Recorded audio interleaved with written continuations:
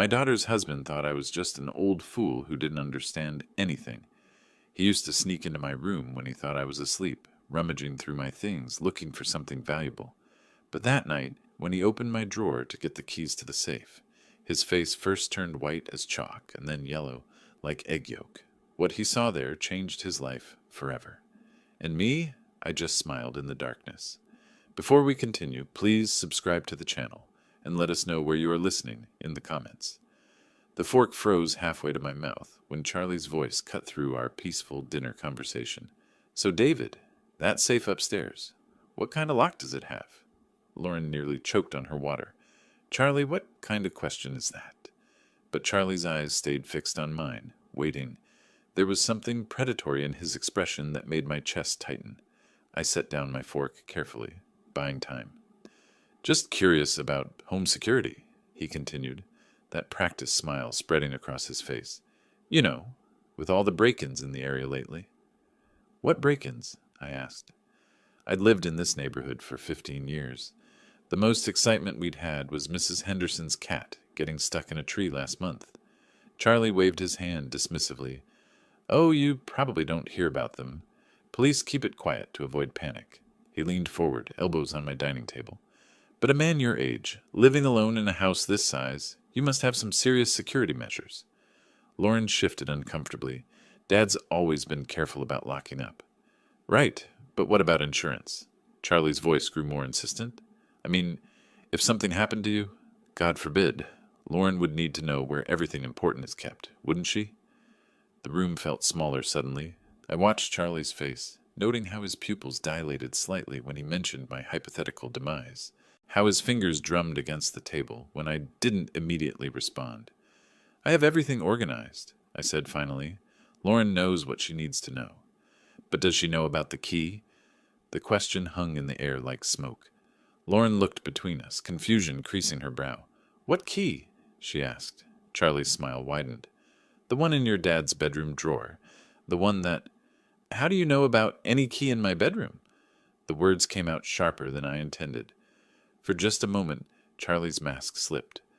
I saw something cold and calculating flash across his features before the concerned son-in-law expression returned. I was looking for aspirin last week when my head was killing me, he said smoothly. Lauren told me to check your bathroom cabinet, but I accidentally opened the wrong drawer first. Sorry, didn't mean to invade your privacy. Lauren nodded quickly. I remember that headache. You were really suffering. But I remembered that day too. Charlie had been upstairs for nearly 30 minutes, claiming stomach troubles after dinner, long enough to do more than search randomly for aspirin. The aspirin's in the medicine cabinet, I said quietly. Always has been. Charlie's jaw tightened almost imperceptibly. Must have been really out of it from the pain. The conversation limped along after that, but Charlie kept circling back. Questions about my bank, about who else had keys to the house, about my daily routines. Each query felt like fingers probing a wound, testing for weakness. When dinner finally ended, Lauren jumped up to clear the dishes. I'll handle cleanup tonight, Dad. You cooked? I don't mind, I said, already stacking plates. It was my routine, my way of processing the day's events. Tonight, I especially needed the familiar rhythm of washing and drying. Come on, honey, Charlie said to Lauren, his hand already on her shoulder. Let your dad handle his kitchen. We should get some rest. They disappeared upstairs, and I heard their bedroom door close. But as I scrubbed the dinner plates, I kept replaying Charlie's questions. The way he'd known about a key he shouldn't have known existed. The casual mention of my death and Lauren's inheritance. My hands moved automatically. Wash, rinse, dry, while my mind cataloged every red flag I'd ignored over the past 3 weeks. Charlie's unemployment story that never quite added up. His constant interest in my financial situation. The way he studied my house like he was memorizing blueprints. I finished the last glass and hung the dish towel on its hook. The kitchen gleamed under the overhead lights, restored to perfect order. But something fundamental had shifted tonight. The house felt different now, not safer, but exposed. Upstairs, I could hear muffled voices through the walls, then silence. Time to see what other surprises waited for me in my own home. The first thing I noticed climbing the stairs was my bedroom door. It stood slightly ajar, maybe 2 inches of darkness visible through the gap. I stopped on the top step, my hand gripping the banister. That door had been closed when I went down for dinner. I always closed it, a habit from 40 years of living alone, broken only recently by my daughter's presence in the house. But Lauren and Charlie were staying in the guest room down the hall. There was no reason for anyone to be in my bedroom. I stood there for 30 seconds, listening. No sound came from the guest room, no movement anywhere upstairs, just the familiar settling noises of an old house, and my own heartbeat drumming in my ears. I pushed the door open slowly, waiting for it to creak. It didn't. The hinges were well oiled, silent, but stepping into my private space felt like walking into a crime scene. Everything looked normal at first glance. The bed was still made, corners tight and perfect. My reading glasses sat on the nightstand where I'd left them. The lamp stood at the same angle. But my eyes, trained by decades of methodical living, caught the discrepancies immediately. The closet door hung open exactly 4 inches. I always closed it completely. The slight gap would have bothered me all night. My dresser drawers weren't quite flush anymore. The second drawer from the top, where I kept important papers, had been pushed in carelessly. A corner of manila folder peeked out like a yellow tongue. My stomach clenched. I moved to the dresser, pulling out the drawer fully. The folders inside had been rifled through, returned in approximately the right order, but not exactly. Someone had been thorough, but not careful enough. Insurance papers were mixed with bank statements. My will, normally kept in the back folder, had migrated toward the front, and the small brass key I kept taped under the drawer's lip was gone. I checked twice, running my fingers along the wooden surface where the tape had been. Nothing.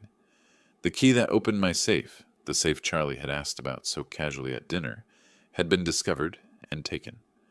My hands started shaking, not from fear but from rage. This wasn't random. This wasn't opportunistic. Someone had entered my private sanctuary and systematically violated it, searching for specific items. Someone who knew exactly what to look for and where to find it. I moved to the safe, a small but sturdy model, bolted inside my walk-in closet. The digital lock still worked, but that didn't matter anymore. Charlie had the key to the manual override.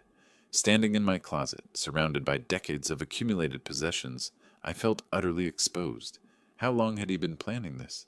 How many times had he been in here while Lauren and I were downstairs, cataloging my belongings like items in a store? The violation went deeper than theft. This was personal, intimate. Someone had touched my private papers, had seen my financial records, had handled things meant for no one but me. The careful boundaries I'd built around my life had been crossed with surgical precision. But Charlie had made one crucial mistake. He'd assumed I wouldn't notice, that I was just another oblivious old man, too trusting and too tired to pay attention to details. He was wrong. I closed the dresser drawer carefully, leaving everything exactly as I'd found it. If Charlie thought he was operating in secret, I needed him to keep believing that. Let him think his intrusion had gone undetected. Let him proceed with whatever plan he was hatching. Because now I knew what I was dealing with. This wasn't about unemployment or temporary financial hardship. This was about theft. Premeditated, calculated theft by someone who'd spent weeks studying my routines and vulnerabilities. Someone who was sleeping down the hall with my daughter. I turned off the bedroom light and began getting ready for bed, moving through my normal nighttime routine. But every action felt different now, performed for an invisible audience. Was Charlie listening? Did he know I'd discovered his search? As I pulled back the covers, one thought crystallized in my mind. Tomorrow, I would start gathering evidence. Tonight, I would lie awake and plan. But first, I needed to know exactly what I was up against. Sleep was impossible. I lay in bed, staring at the ceiling, my mind cycling through the evening's revelations. Every small sound made me tense. The house settling, wind through the trees outside, the faint hum of the refrigerator 2 floors below. At 11:47 p.m., according to my bedside clock, I heard movement downstairs. Soft footsteps crossed the living room floor. Not Lauren's light step, something heavier, more deliberate. Charlie.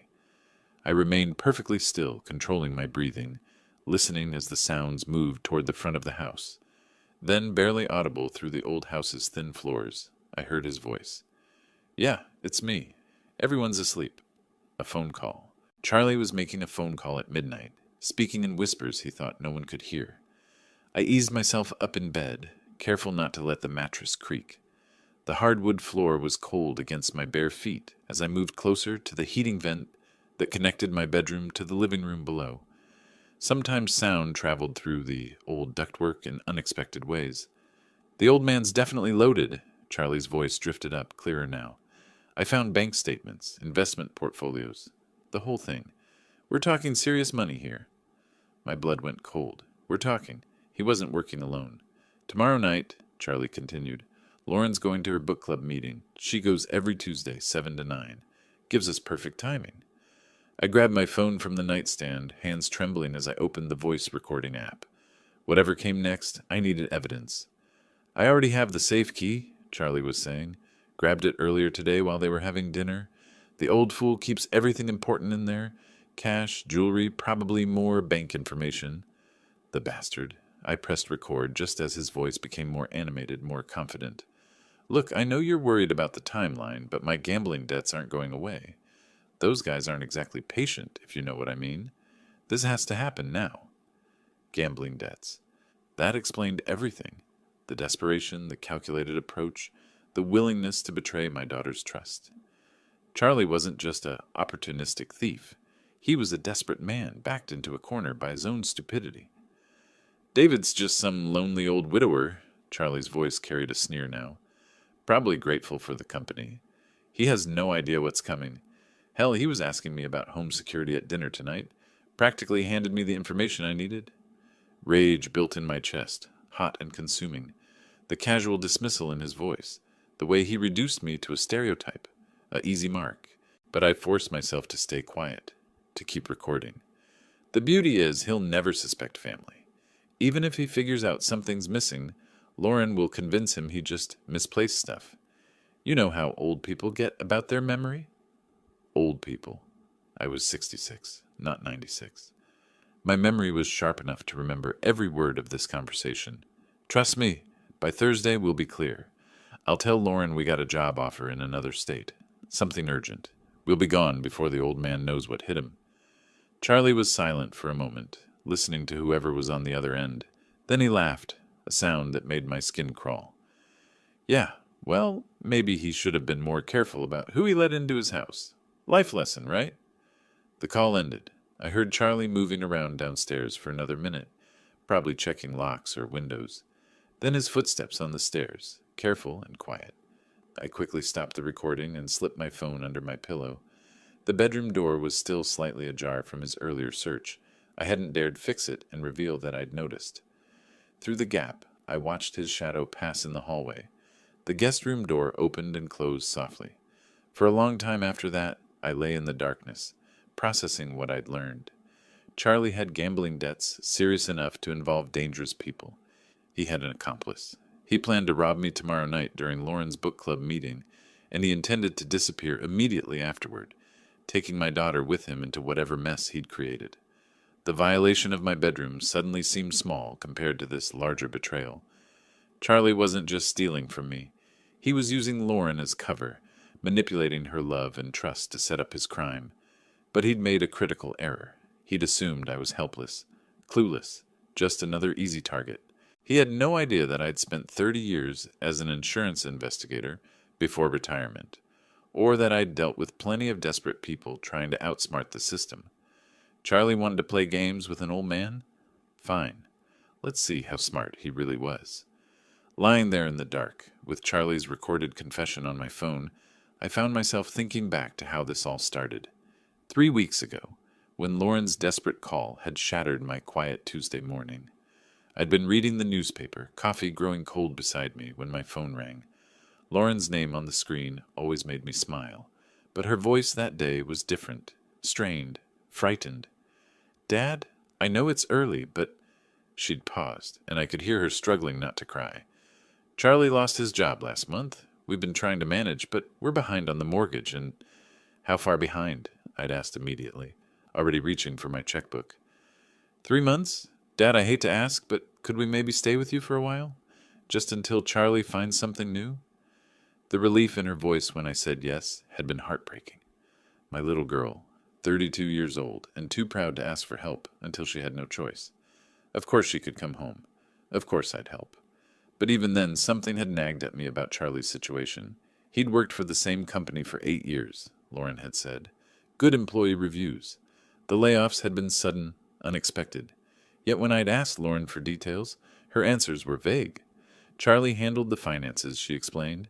He was managing the job search. She trusted him to figure it out. I should have pressed harder, should have asked more questions. 3 days later, they'd arrived with a U-Haul truck and too many boxes for a temporary stay. Lauren had hugged me tight on the doorstep, tears in her eyes, whispering thank you over and over. But Charlie had been different, cooler, his handshake firm but brief, his eyes already scanning my house with an intensity that should have alarmed me. Nice place, David, he'd said, walking through my living room like he was appraising it. Must be worth quite a bit in today's market. At the time, I'd chalked it up to natural curiosity. Now I realized he'd been calculating, evaluating, planning. During their first week, I'd tried to make them comfortable, cleared space in the guest closet, adjusted my routines to accommodate 3 people instead of 1. Lauren had settled in easily. She knew the house, knew my habits. But Charlie had asked endless questions about my neighborhood watch schedule, about which neighbors were home during the day, about my banking habits, my shopping routines, whether I kept cash in the house. All perfectly innocent questions from someone trying to adjust to a new living situation. Except they weren't innocent at all. I remembered the morning he'd offered to drive me to the bank. Save you a trip? He'd said. I need to update my address with unemployment anyway. But at the bank, he'd lingered near the teller window, watching as I made my deposit. Asked casual questions about my account types, my safety deposit box, red flags I'd ignored because I wanted to trust my daughter's husband, because Lauren loved him, and I loved Lauren. The gambling should have been obvious, too. Charlie's phone rang constantly, calls he always took in private, stepping outside or into another room. He'd claimed it was potential employers, networking contacts, but I'd noticed how his mood shifted after these calls, the tension in his shoulders, the way he'd pace afterward. In the mail, financial statements addressed to Charlie had been arriving at my house for 2 weeks. Credit card companies, collection agencies. I'd assumed they were just updating his address after his job loss. Now I understood they were dunning notices, final demands, threats. Lauren knew none of this. She trusted Charlie completely, took his explanations at face value. When he said he was handling their finances, she believed him. When he said the job market was tough, but he had prospects, she supported him. She had no idea her husband was drowning in gambling debt, had no clue that her childhood home was being surveilled like a target. My trusting, loving daughter was being used as the perfect cover for theft.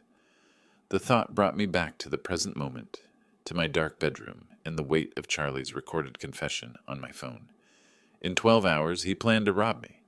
In 36 hours, he planned to disappear with Lauren, dragging her into his web of debt and deception. But he'd made one catastrophic miscalculation.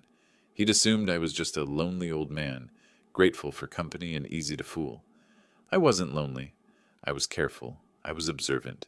And I had 30 years of experience dealing with people who thought they were smarter than everyone else. Charlie wanted to steal from me tomorrow night? Fine. Let him try. But he was about to learn that some old men bite back. I woke at 6:30, same as always. The recording on my phone felt like evidence of a nightmare, but the timestamp proved otherwise. 12:47 a.m., Charlie's voice clear as daylight, planning to rob me tonight. Downstairs, I started the coffee maker and began my usual breakfast routine. Eggs, toast, orange juice, everything precisely as it had been for the past 3 weeks. When Lauren appeared in her robe, yawning and grateful, I smiled warmly. Morning, sweetheart. Sleep well? Like a baby. Thank you again for letting us stay here, Dad.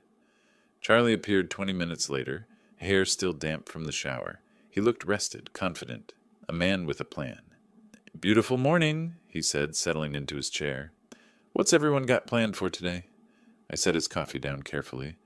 Oh, the usual. Might run some errands later. Charlie's eyes sharpened slightly. What kind of errands? Just odds and ends. Hardware store, maybe the bank. I watched his reaction. A tiny muscle twitched near his left eye. Nothing exciting? The bank? Charlie leaned forward. Everything okay financially? Lauren laughed. Dad's always been paranoid about checking his accounts in person. Old habits. Not paranoid, I corrected mildly. Careful. You can't be too careful these days. Charlie nodded too enthusiastically. Absolutely right. Identity theft, online scams. It's a jungle out there for someone your age. Someone my age. There it was again, that casual dismissal, wrapped in false concern. Speaking of careful, Charlie continued, I've been thinking about your home security. This neighborhood seems pretty quiet, but you never know. It's perfectly safe, Lauren interjected. Dad's lived here 15 years without problems. But Charlie wasn't listening to his wife. His attention stayed locked on me. Still, a man living alone. Valuable things in the house? It pays to be prepared. You mentioned that safe upstairs. Is that where you keep important documents? I took a slow sip of coffee, considering my response. Some things, yes. What about cash? I mean, if the banks went down or something happened, it's smart to have emergency funds readily available. The audacity was breathtaking. He was sitting at my breakfast table, eating food I'd prepared, asking me to inventory my assets for his convenience. I have what I need, I said simply. Charlie tried a different approach. You mentioned being a heavy sleeper last week. That's good.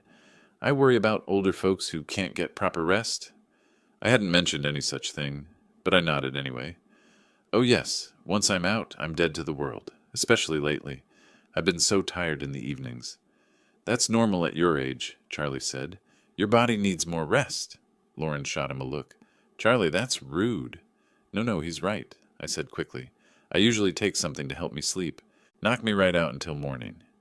Charlie's posture relaxed noticeably. Perfect. Let him think I'd be unconscious and helpless tonight. Well, I should let you folks plan your day, I said, standing to clear the dishes. I'll probably turn in early tonight. All this family activity has me more tired than usual. That sounds perfect, Dad, Lauren said. You deserve rest. Charlie helped carry plates to the kitchen, and I caught him glancing toward the stairs, toward my bedroom, calculating, planning. You know, he said casually, I might stay up late tonight, watch some TV in the living room. I'm a bit of a night owl. Of course he was. I smiled and nodded. Make yourself comfortable. The remote's on the coffee table. After breakfast, Charlie announced he needed to make some calls about job prospects. Lauren decided to organize their belongings in the guest room. I had my window. I think I'll run those errands now, I told them. You two enjoy some quiet time together. As I backed out of the driveway, I saw Charlie watching from the upstairs window.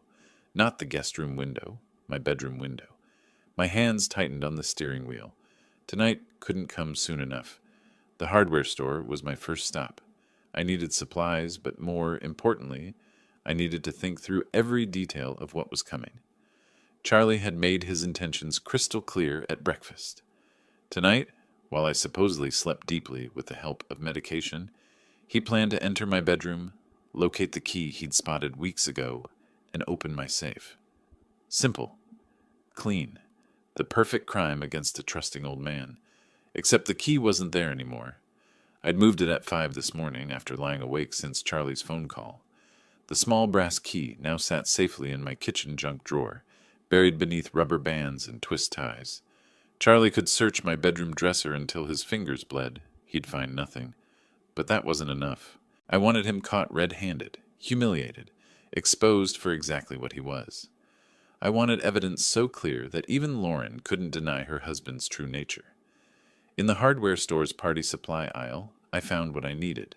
A small confetti cannon, the kind used for gender reveal parties. Spring-loaded, designed to create maximum mess with minimum effort. Perfect. I also picked up a bag of ultrafine glitter, the kind that sticks to everything and never quite comes off. Silver and gold, because if Charlie wanted to be a thief, he should look the part. Back home, I found the house empty.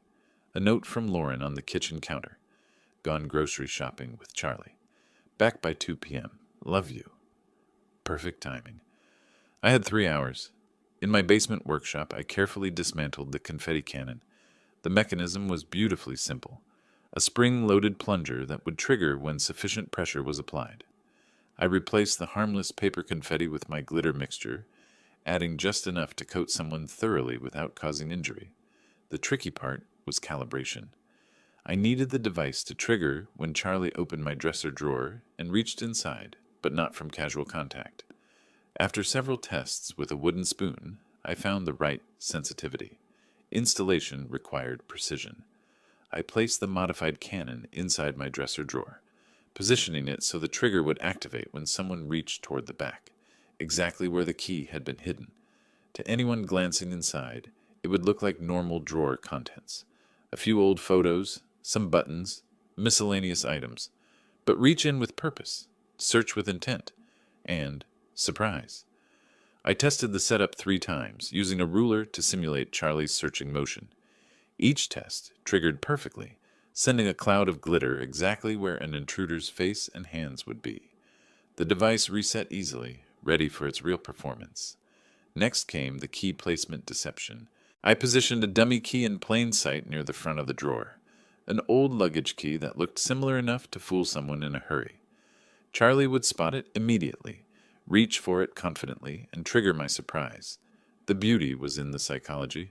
Charlie expected stealth, silence, success. He'd budgeted for a quick, quiet theft. He hadn't planned for a glitter explosion that would mark him as clearly as a die pack marks bank robbers. By 1:45 p.m., everything was in place. The drawer looked innocent and normal. The trap was armed and ready. Charlie would walk into my bedroom tonight, expecting to find a helpless victim. Instead, he'd find 24-karat justice. I heard car doors slamming in the driveway.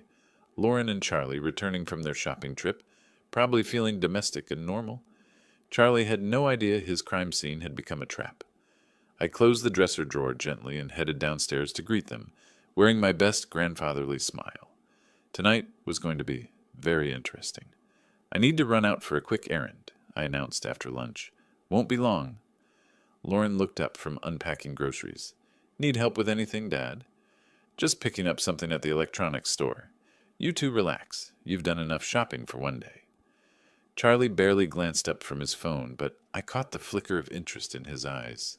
The old man running errands alone, leaving the house unguarded, probably confirming his mental map of my routine.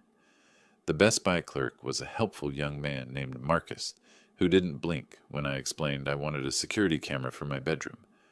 "A lot of break-ins in your area?" he asked. "Something like that. I need something small, with good night vision, and it needs to be wireless." Marcus showed me several options. I settled on a compact model that connected to my smartphone, with motion detection and 8 hours of battery life. The camera was smaller than a deck of cards and came with magnetic mounting options. "You'll want to test the placement," Marcus advised. "The app lets you see exactly what the camera sees in real time." Perfect. I paid cash and drove home, the camera sitting in its box beside me like a secret weapon. Back home, I found Charlie and Lauren watching television in the living room.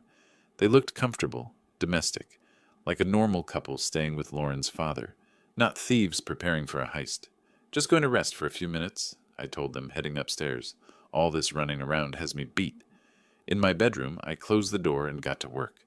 The camera needed to capture Charlie's approach to the dresser, his reaction to opening the drawer, and the glitter explosion that would follow. But it also needed to remain completely hidden.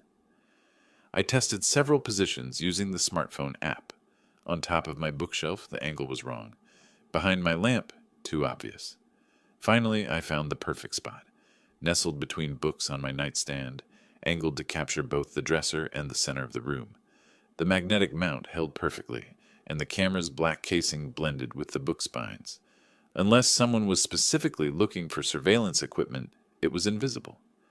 I spent 20 minutes adjusting the angle through the app, ensuring optimal coverage. The motion detection was sensitive enough to activate when someone entered the room, but not so sensitive that normal settling or outside noise would trigger false recordings. Battery life was crucial. The camera needed to last from now until Charlie made his move, potentially 8 to 10 hours. I switched it to motion-activated mode to conserve power, then tested the night vision capability by turning off the lights. The infrared image was crystal clear. Charlie's face would be perfectly visible when he triggered my trap. I also tested the recording function, making sure the audio was clear enough to capture any words Charlie might speak during his crime. If he said anything incriminating, and desperate people often talk to themselves, I'd have that evidence too. The setup was elegant in its simplicity. Charlie would enter my room expecting darkness and silence. Instead, he'd be filmed from the moment he crossed the threshold. The camera would capture his search, his discovery of the dummy key, his reaching into the drawer, and the spectacular glitter explosion that followed.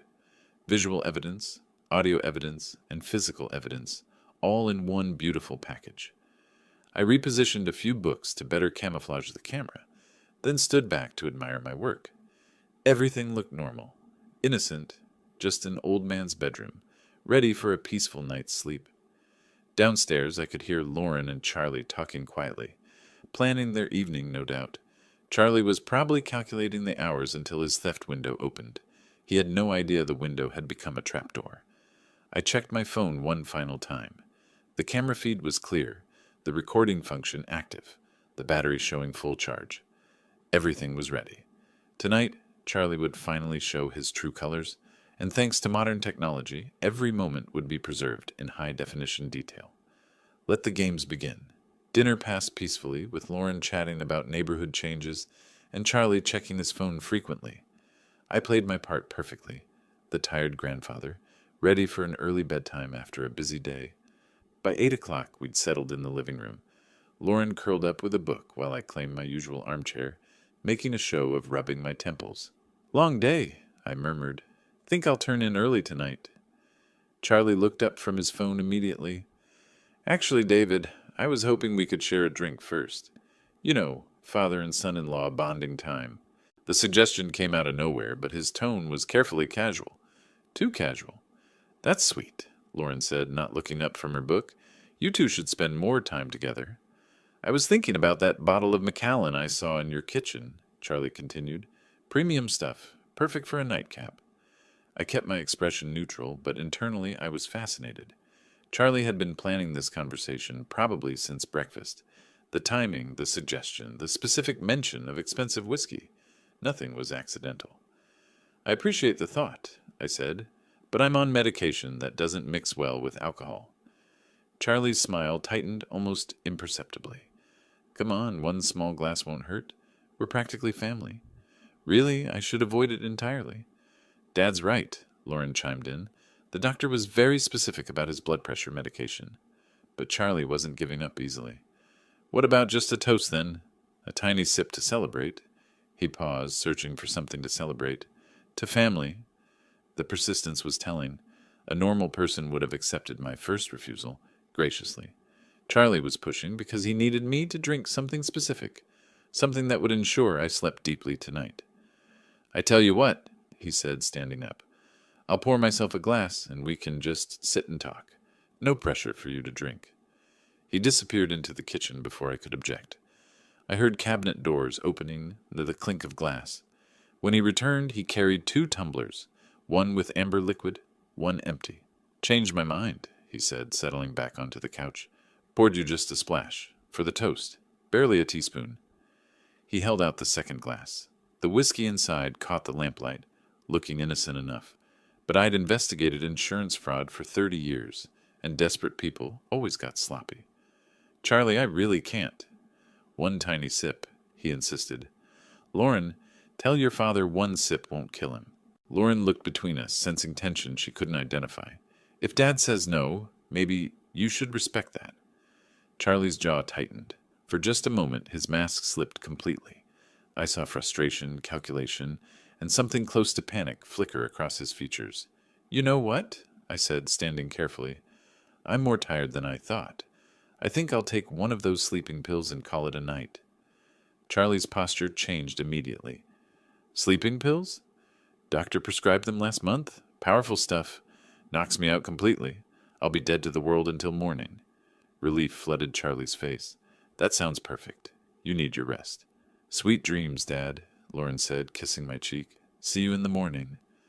I made a production of climbing the stairs slowly, pausing to grip the railing like an old man struggling with fatigue. At the top, I turned back. Don't stay up too late, you two. Charlie, help yourself to anything in the kitchen. Thanks, David. Sleep well. In my bedroom, I went through the motions of preparing for sleep, changing clothes, brushing teeth, turning down the bed.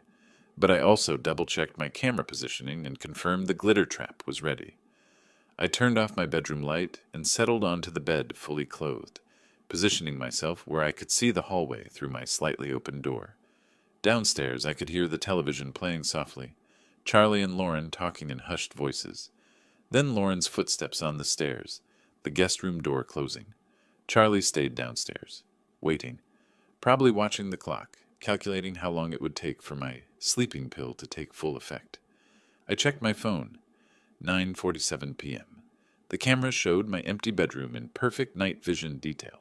The trap was set. The stage was prepared. All I had to do now was wait for my son-in-law to reveal his true nature. At 2:43 a.m., I heard the first creak on the stairs. I'd been lying motionless for hours, positioned so I could see the hallway through my barely opened door. My phone showed the camera feed in real time. My empty bedroom waiting in perfect night vision clarity. Charlie moved like a professional burglar, avoiding the spots on the stairs that groaned under weight. He'd learned my house's quirks during his 3-week residency, mapping every sound that might betray his presence. The hallway floorboard outside my room whispered under his weight. Then silence. He was listening, making sure his sleeping pill story had worked its magic. I controlled my breathing, keeping it deep and regular. The performance of my life, with my daughter's future hanging in the balance. My door handle turned with glacial slowness. Charlie's silhouette appeared in the doorway, backlit by the faint hallway nightlight.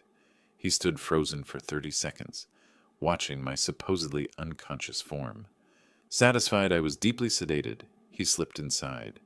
Charlie moved with predatory confidence now, believing himself invisible and untouchable. His dark clothing made him nearly invisible, but I could track his movement by sound and the shifting shadows.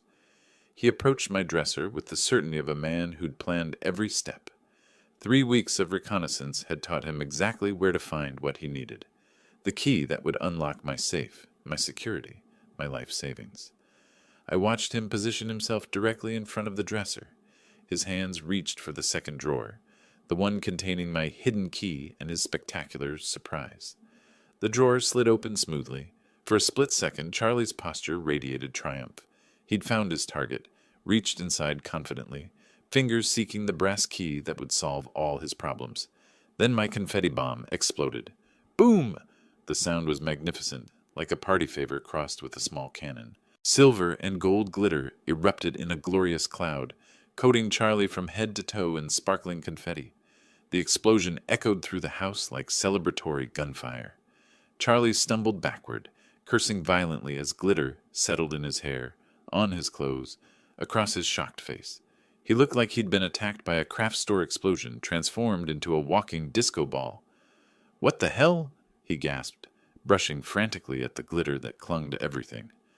I performed my awakening with Academy Award precision, sitting up with startled confusion. "What on earth?" I called out, reaching for my bedside lamp. "What was that noise?" Light flooded the room, revealing Charlie in all his glittering glory. He stood frozen beside my dresser, covered head to toe in festive confetti, holding the dummy key I'd placed as bait. "Charlie?" I blinked with theatrical bewilderment. "What are you doing in my bedroom?" He opened his mouth, closed it, opened it again. Glitter fell from his hair like holiday snow. I heard a noise," he stammered. "Thought someone might be breaking in." "Breaking in?" I glanced around my room with apparent confusion. "And you ended up sparkling?" Charlie looked down at himself, finally grasping the full extent of his transformation. He resembled a rejected Christmas ornament, silver and gold glitter clinging to every surface of his body. There was some kind of trap, he said weakly. "Trap?" I tilted my head innocently. "In my bedroom?" From down the hall came the sound of feet hitting the floor. Lauren, awakened by the explosion, was coming to investigate. Charlie's eyes widened with panic. "How do you explain being covered in craft supplies while robbing your father-in-law at 3 a.m.? "David, what's happening?" Lauren's voice carried worry and growing alertness. Charlie opened his mouth desperately, but no believable explanation emerged. He was caught, literally red-handed, or rather glitter-handed, in the act of betraying our family. I allowed myself the smallest smile as footsteps approached down the hallway. Justice, it turned out, was beautifully sparkly. "Dad? Are you okay?" Lauren appeared in the doorway, tying her robe belt with quick, worried movements. Then she stopped dead, taking in the scene before her. Me sitting up in bed, apparently confused and concerned. Charlie standing beside my open dresser drawer, covered from head to toe in glittering confetti, like he'd been dipped in a craft store. "What in the world?" Lauren's voice caught. "Charlie? Why do you look like a Christmas decoration?" Charlie's mouth opened and closed soundlessly. Glitter drifted from his hair with each movement, settling on my bedroom carpet like festive snow.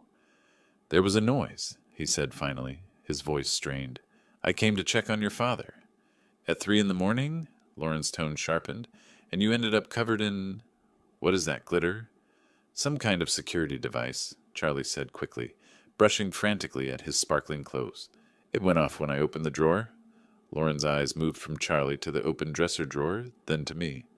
"Dad, do you have security devices in your furniture?"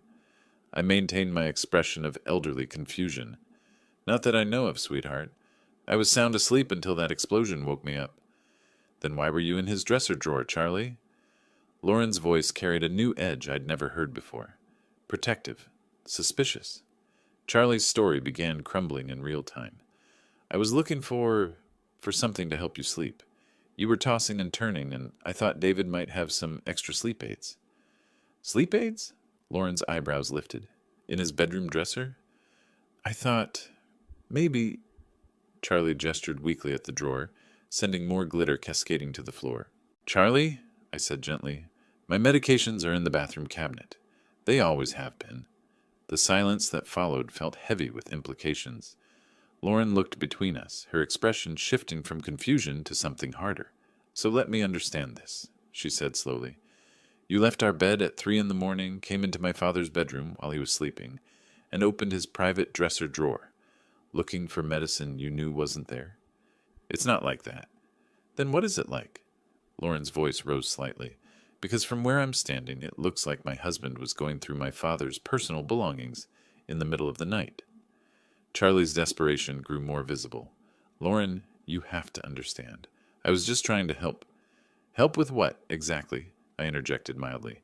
"What were you hoping to find in that drawer?" Charlie's eyes darted between us. The question hung in the air like an accusation. He swallowed hard. "I was confused, disoriented. I thought I heard someone breaking in." "Breaking in?"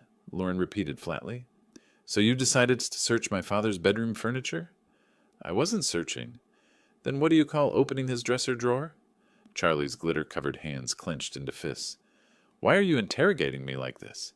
I'm your husband." The defensive anger in his voice seemed to hit Lauren like a physical blow. She took a step back, and I saw something change in her expression, the last traces of trust beginning to crumble. "You're right," she said quietly. "You are my husband, which is why I'm asking you to explain why you're standing in my father's bedroom at 3 in the morning, covered in craft supplies, with your hand in his private drawer." Charlie looked trapped, cornered by the weight of his own implausible explanations. Glitter continued to fall from his clothes like evidence of his guilt. "I can explain everything," he said desperately. "Then please do." Lauren crossed her arms. "Because right now I'm very confused about what my husband was doing in here." I watched my daughter's face and saw the exact moment her protective instincts shifted from Charlie to me. The moment she began to see the situation not as a misunderstanding, but as a threat to her father. Charlie must have seen it too, because his next words came out edged with panic. "Lauren, you have to trust me." But trust, once broken by glitter and lies, isn't easily repaired. Lauren's eyes stayed fixed on Charlie, and I could see her mental wheels turning, processing, analyzing, drawing conclusions that her heart didn't want to accept. "Charlie," she said slowly, "I need you to tell me the truth. Right now. What were you really doing in my father's bedroom?" Charlie opened his mouth, but I knew the moment had come. My daughter deserved better than watching her husband spin more lies. She deserved the truth, no matter how much it would hurt.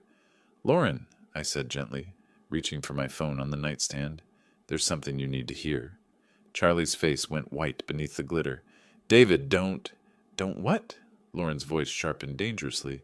"Don't what, Charlie?" I found the recording from 2 nights ago and held up my phone. "Sweetheart, I recorded something last night. A phone conversation. I think you should listen to it." "No," Charlie said quickly. "Lauren, whatever he thinks he heard—" "Be quiet," Lauren snapped, never taking her eyes off me. "Dad, play it." I pressed play. Charlie's voice filled the room, clear and damning. "Yeah, it's me. Everyone's asleep. The old man's definitely loaded. I found bank statements, investment portfolios, the whole thing. We're talking serious money here." Lauren's face went completely still. Her eyes widened as she listened to her husband's voice discussing my finances with a stranger. "Tomorrow night, Lauren's going to her book club meeting. She goes every Tuesday, 7 to 9. Gives us perfect timing." "Stop it," Charlie said desperately. "Lauren, I can explain." "Shut up." Lauren's voice was deadly quiet. "Just shut up and let me listen." Charlie's voice continued from the phone. "I already have the safe key. Grabbed it earlier today while they were having dinner. The old fool keeps everything important in there. Cash, jewelry, probably more bank information." Lauren's hand flew to her mouth. She stared at Charlie like she was seeing a stranger. "Look, I know you're worried about the timeline, but my gambling debts aren't going away. Those guys aren't exactly patient, if you know what I mean." "Gambling debts?" Lauren whispered. "What gambling debts?" The recording continued. "David's just some lonely old widower. Probably grateful for the company. He has no idea what's coming." I watched my daughter's face crumble as she heard her husband's casual dismissal of me, his assessment of my vulnerability, his cold calculation of how to exploit my kindness. The beauty is, he'll never suspect family. Even if he figures out something's missing, Lauren will convince him he just misplaced stuff. You know how old people get about their memory. Lauren made a sound like she'd been physically struck, her husband's voice discussing how to use her trust to cover his theft of her father. "Trust me, by Thursday we'll be clear. I'll tell Lauren we got a job offer in another state. Something urgent. We'll be gone before the old man knows what hit him." I stopped the recording. The silence that followed was deafening. Lauren stared at Charlie, tears streaming down her face. "Gambling debts?" she whispered. "You were going to rob my father?" "Lauren, listen to me. You called him a lonely old fool." Her voice broke. "You were going to steal from him and then disappear, taking me with you as your cover story." Charlie tried to step toward her, but she backed away like he was dangerous. "How much?" she demanded. "How much do you owe?" "It doesn't matter." "How much?" Charlie's shoulders sagged. 47,000. Lauren's legs seemed to give out. She sank against the doorframe, staring at the man she'd married. "You've been lying to me for months," she said. "About everything. The job loss, our finances, why we really needed to stay here. I was trying to protect you. By planning to rob my father?" Lauren's voice rose to a shout. "By using me as your alibi, while you destroyed the man who raised me?" Charlie tried once more. "Lauren, we can work this out." "No." Lauren straightened, and I saw steel enter her spine. "No, we can't. You planned to victimize my father. You called him names. You were going to let me believe he was losing his memory while you stole from him." She looked at Charlie with disgust. "Get out." "Lauren, get out of my father's house. Now." For the first time since I'd known him, Charlie had nothing to say. Charlie stood there for another 10 seconds, glitter still falling from his hair like tarnished snow. Then something in Lauren's expression, pure protective fury, finally convinced him that his marriage was over. "This isn't finished," he said, his voice turning ugly. "Half of everything we own is mine. I'll get my share." "You mean half of our debt?" Lauren's voice was ice cold. "Because that's all we have, Charlie. Debt. Gambling debt that I knew nothing about. I'll fight you in court." "With what money?" Lauren stepped closer to him, and I was proud to see she wasn't backing down. "You just admitted you owe $47,000 to dangerous people. What exactly are you going to fight me with?" Charlie's bravado crumbled. He looked at me with something approaching hatred. "This is your fault, old man. You turned her against me." "No," Lauren said firmly. "You did that yourself. When you decided to plan a robbery instead of asking for help? When you called my father names? When you lied to me for months? Charlie tried one last desperate approach. Lauren, we're married. We took vows. You broke those vows when you planned to commit a felony against my family. Lauren pointed toward the door. Get your things and get out. Now. I watched Charlie realize that his con was truly over. No more manipulation, no more lies, no more playing the victim. Lauren had heard his own words condemn him. He left the room without another word, tracking glitter through my house like a trail of evidence. We could hear him in the guest room, throwing clothes into bags with bitter violence. Lauren sank into my bedside chair, looking exhausted. Dad, I'm so sorry, she whispered. I brought him into your home. I put you in danger. Sweetheart, you couldn't have known. I should have seen the signs, the phone calls, the way he asked questions about your money. She looked up at me with tear-filled eyes. How long have you known? Since the night before last. I heard that phone call and knew I had to protect both of us. Lauren managed a weak smile. The glitter bomb was genius. I wanted him caught red-handed, or should I say glitter-handed. That earned me a genuine laugh, even through her tears. Charlie reappeared in the doorway with 2 hastily packed bags, still sparkling like a defeated party favor. Lauren, leave your key on the kitchen counter, she said without looking at him. Don't contact me. My lawyer will contact yours. Charlie opened his mouth to argue, then seemed to realize the futility.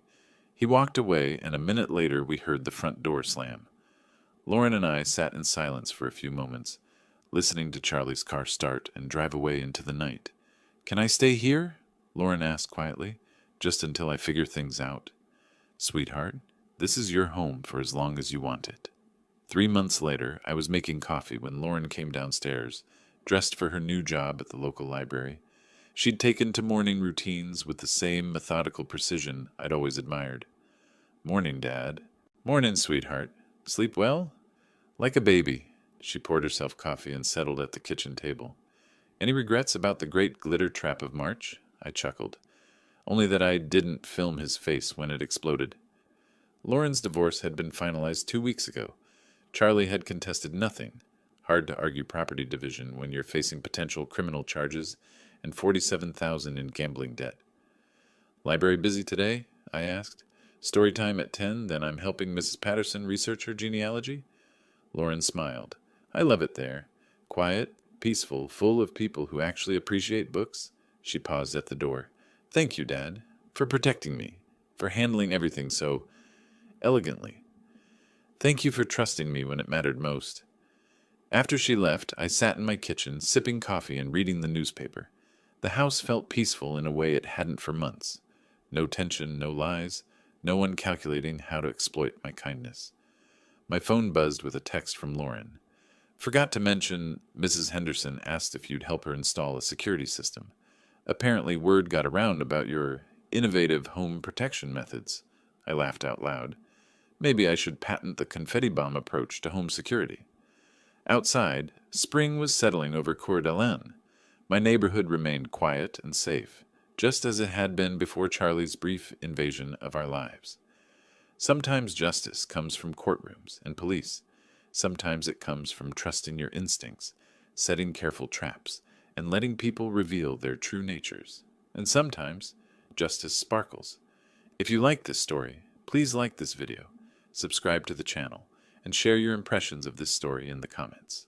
To listen to the next story, click on the box on the left. Thank you for watching.